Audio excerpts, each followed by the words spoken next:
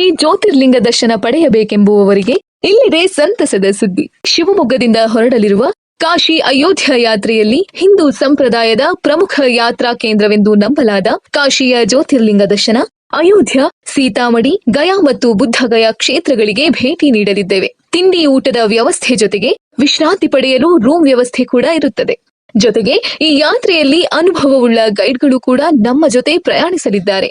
ನೀವು ಕೂಡ ಈ ತೀರ್ಥ ಕ್ಷೇತ್ರಗಳ ದರ್ಶನ ಪಡೆಯಬೇಕೆಂದರೆ ಹಿಂದೆ ಕರೆ ಮಾಡಿ.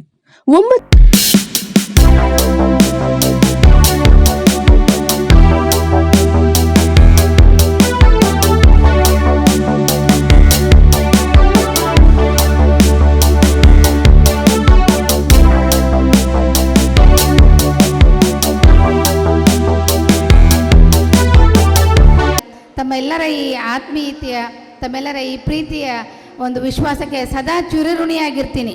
ಈ ಕ್ಷೇತ್ರಕ್ಕೆ ನನಗೆ 2ನೇ ಬಾರ ಕ್ಷೇತ್ರಕ್ಕೆ ಕೆಲಸ ಮಾಡೋದಕ್ಕೆ ಅವಕಾಶ ಮಾಡಿಕೊಟ್ಟಿದ್ದೀರಾ.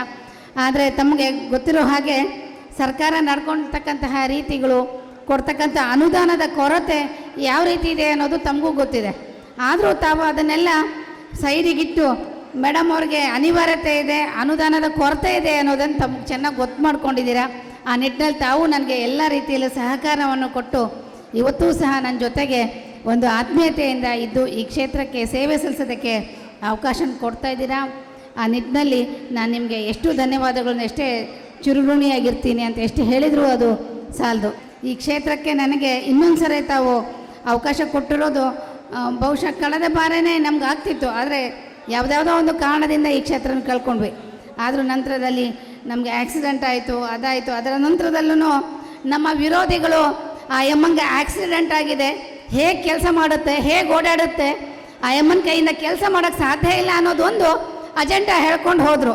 ಆದರೆ ಜನ ತಾವು ತೀರ್ಮಾನ ಮಾಡಿದ್ರು, ಆ ಜನರ ಮನಸ್ಸನ್ನು ನಮ್ಮನ್ನು ಹೊರಗೆ ಹಾಕೋಕ್ಕೆ ತಮ್ಮಿಂದ ಸಾಧ್ಯವಾಗಲಿಲ್ಲ.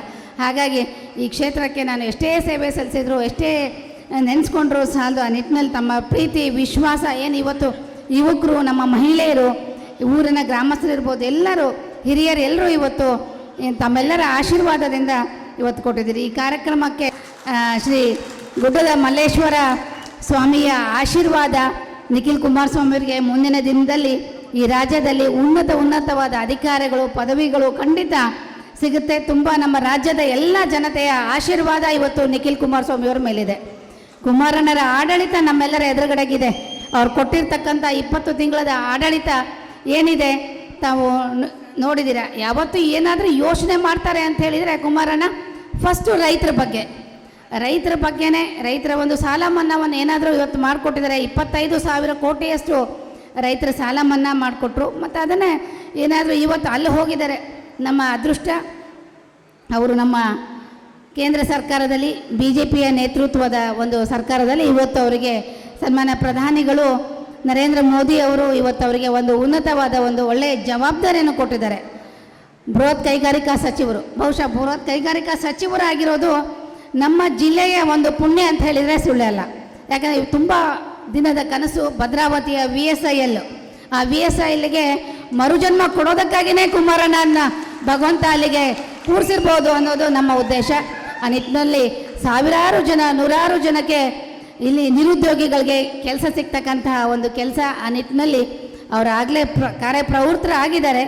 ಇದಕ್ಕೂ ಸಹ ನಾವು ಅಧಿವೇಶನದಲ್ಲಿ VSIL ಬಗ್ಗೆ ಕೇಂದ್ರ ಸರ್ಕಾರಕ್ಕೆ ಒತ್ತಡ ಮಾಡ್ತಕ್ಕಂಥದ್ದನ್ನು ಯಾಕೆ ಮಾಡ್ತಾ ಇಲ್ಲ, ಬೇರೆ ಬೇರೆ ತೀರ್ಮಾನ ಎಲ್ಲವನ್ನೂ ತೆಗೆದುಕೊಳ್ಬೇಕು ನೀವು ಅಂಥೇಳಿ ನಾವು ಸರ್ಕಾರಕ್ಕೂ ಸಹ ಅಧಿವೇಶನದಲ್ಲೂ ಸಹ ಇದಕ್ಕೆ ಕುಮಾರಸ್ವಾಮಿಯವರು ನನ್ನ ಹತ್ರ ಹೋಗಿ ತಾವು ಯಾಕೆ ಕೇಳಬಾರ್ದು, ಕೇಳಬೇಕು, ನಿಮ್ಮ ಇದು ಜವಾಬ್ದಾರಿ, ಕರ್ನಾಟಕ ಸರ್ಕಾರದ ಜವಾಬ್ದಾರಿ ಇದು ಅಂಥೇಳಿ ಸರ್ಕಾರದ ಒಂದು ಗಮನವನ್ನು ಸಹ ನಾವು ಕಳೆದ ಮಾರ್ಚ್ ಅಧಿವೇಶನದಲ್ಲಿ ಗಮನವನ್ನು ಸೆಳೆದ್ವಿ. ಆದರೂ ಅವ್ರ ಗಮನ ಸೆಳೀತಾರೋ, ಅವ್ರು ಕೇಳ್ತಾರೋ ಬಿಡ್ತಾರೋ ಗೊತ್ತಿಲ್ಲ. ಆದರೆ ಕುಮಾರಣ್ಣ ಮಾತ್ರ ತೀರ್ಮಾನ ತೆಗೆದುಕೊಂಡಿದ್ದಾರೆ. ಅವ್ರು ಯಾವತ್ತೂ ಅಧಿಕಾರ ತಗೊಂಡ್ರು ಅವತ್ತೇ ಅವರು ಇದಕ್ಕೊಂದು ಮರುಜನ್ಮ ಕೊಡಲೇಬೇಕು VSILಗೆ ಅಂಥೇಳಿ ತೀರ್ಮಾನ ತೆಗೆದುಕೊಂಡಿದ್ದಾರೆ. ಆ ನಿಟ್ಟಿನಲ್ಲಿ ಆ ದಿನ ಸುದಿನ ತುಂಬ ಬೇಗ ನಮ್ಮ ಹತ್ರ ಬರುತ್ತೆ ಅಂತ ಹೇಳ್ತಾ ಇದ್ದೀನಿ.